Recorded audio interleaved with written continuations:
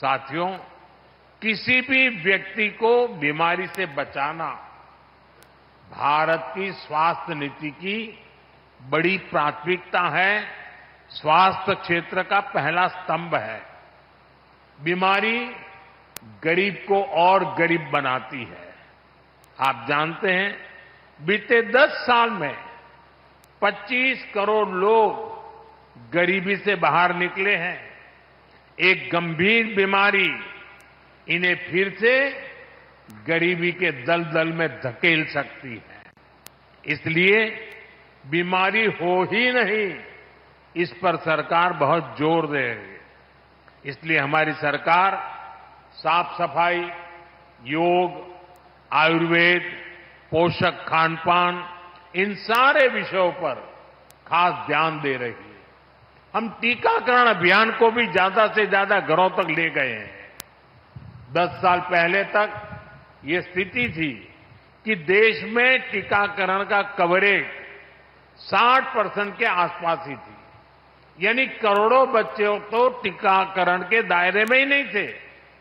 और टीकाकरण का यह दायरा हर साल सिर्फ 1-1.5% की गति से बढ़ रहा था। अगर ऐसा ही चलता रहता तो हर क्षेत्र को, हर बच्चे को टीकाकरण के दायरे में लाने में 40-50 साल और लग जाते। आप कल्पना कर सकते हैं कि ये देश की नई पीढ़ी के साथ कितना बड़ा अन्याय हो रहा था। इसलिए सरकार बनने के बाद हमने बहुत ही बड़ी प्राथमिकता के बच्चों के टीकाकरण को दी, उसकी कवरेज बढ़ाने को दी। हमने मिशन इंद्रधनुष शुरू किया। हमने एक साथ कई सारे मंत्रालय को इस काम में लगाया। नतीजा ये आया कि न केवल टीकाकरण कवरेज की दर बढ़ी, बल्कि ऐसी करोड़ों गर्भवती महिलाओं का, करोड़ों बच्चों का टीकाकरण हुआ जो पहले इससे छूट जाते थे। भारत ने टीकाकरण पर जोर दिया। उसका बहुत बड़ा फायदा हमें कोरोना के दौरान मिला। आज पूरा देश में टीकाकरण का अभियान तेजी से चल रहा है। साथियों, बीमारी से बचाव के साथ ही ये भी जरूरी है कि बीमारी का समय पर पता चल जाए। इसलिए ही देश भर में लाखों आयुष्मान आरोग्य मंदिर बनाए गए हैं। इससे कैंसर, डायबिटीज जैसी अनेक बीमारियों का शुरुआत में ही पता लगना संभव हुआ है।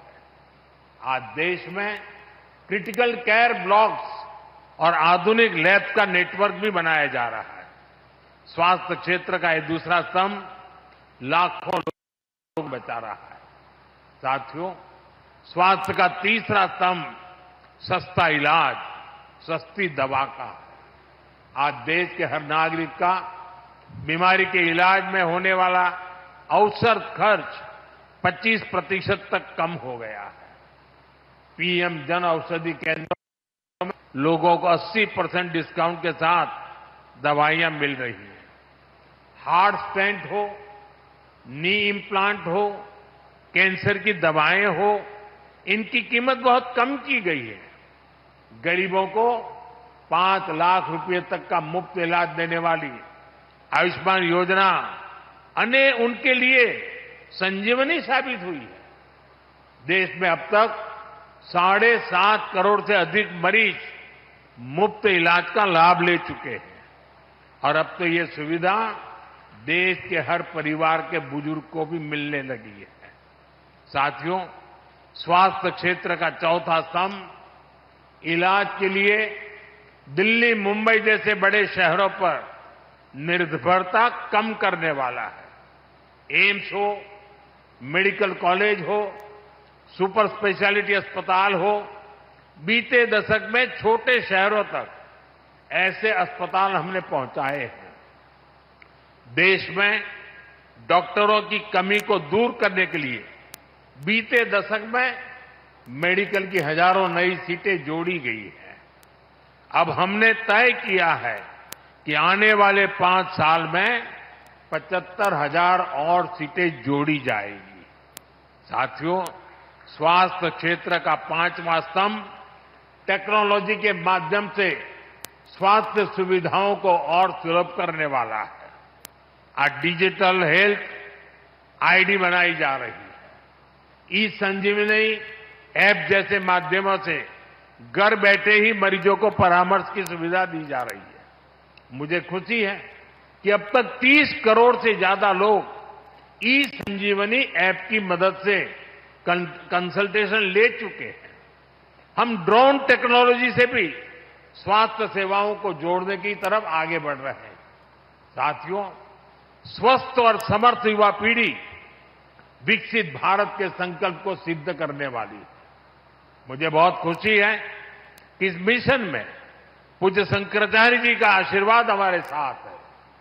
मैं बाबा विश्वनाथ से प्रार्थना करता हूं कि स्वस्थ और समर्थ भारत का ये मिशन यूं ही सशक्त होता रहे। और आज जब मैं पूज्य शंकराचार्य जी के चरणों में बैठा हूं, तब मेरे बचपन की कुछ यादें भी मुझे आज आ रही हैं। हम जब छोटे थे तो मेरे गांव से एक डॉक्टर कुछ लोगों की टोली लेकर के 1 महीने के लिए बिहार जाते थे और बिहार में वे नेत्र यज्ञ करते थे और कैटरेक्ट ऑपरेशन का बहुत बड़ा अभियान करते थे। हर साल 1-1 महीना देते थे। तो मेरे गांव से कई लोग वॉलेंटियर के रूप में जाया करते थे। मैं बचपन में इन चीजों से परिचित था और बिहार में इसकी कितनी जरूरत थी मैं उस समय जानता था। तो आज मैं पब्लिकली पूज्य शंकराचार्य जी से प्रार्थना करता हूं कि वैसा ही एक शंकरा नेत्र अस्पताल बिहार में भी हम करें, क्योंकि मेरी बचपन की वो स्मृतियां मुझे लगता है कि बिहार के लोगों की बहुत बड़ी सेवा होगी। और महाराज जी का तो देश के हर कोने में जाने का इरादा है, तो शायद बिहार को प्राथमिकता जरूर मिलेगी। आपके आशीर्वाद मिलेंगे बिहार को, और बिहार में सचमुच में वहां के लोगों की सेवा करना ये भी एक बहुत बड़ा सौभाग्य है। बड़े परिश्रमी लोग हैं, बहुत मेहनत करने वाले लोग हैं, और उनके जीवन में हम कुछ करेंगे तो हमें भी जीवन में बहुत बड़ा संतोष मिलेगा।